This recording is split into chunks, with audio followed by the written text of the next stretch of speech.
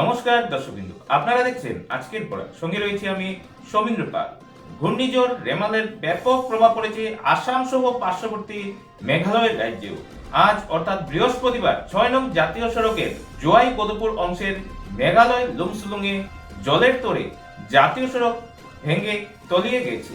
জানা গেছে এদিন যানবাহনগুলো ওই সড়ক দিয়ে পারাপার করার সময় দুপুরে হঠাৎ করে পাহাড় থেকে তীব্র বেগে পাহাড়ের কাদামাটি সহ জল গড়িয়ে আসে। এরই সঙ্গে সড়কের বৃহৎ একটা অংশ ভেঙে নিচে তলিয়ে যায়। এতে সড়কের মধ্যে বিশাল খাদের সৃষ্টি হয়। সড়কের উভয় পাশে আটকে পড়ে বিভিন্ন আকারের যানবাহন।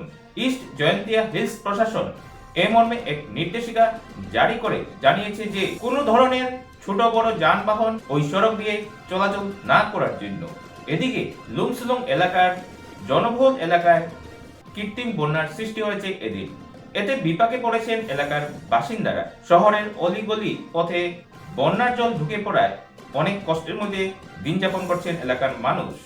অন্যদিকে মুষলধারার বৃষ্টিপাতের ফলে মেঘালয়ের সোনাপুর টানেলের সম্মুখে কিছু সময় পরপর পাহাড় থেকে ধস পড়ার খবর পাওয়া যাচ্ছে। তবে পাহাড়ি রাজ্যের পূর্ত বিভাগ যুদ্ধকালীন তৎপরতায় ধস সরিয়ে পুনরায় যানবাহনগুলোকে চলাচল করার অনুমতি দিয়ে থাকে মেঘালয়ের ইস্ট জয়ন্তিয়া প্রশাসন। কিন্তু এখানে অনুমতি দিলেও লুমসুলুংয়ে গিয়ে আটকে পড়তে হচ্ছে যাত্রীদের। যাই হোক, এই বিপদসংকুল পরিস্থিতিতে দূরপাল্লার যাত্রা না করার পরামর্শ দিয়েছে প্রশাসন।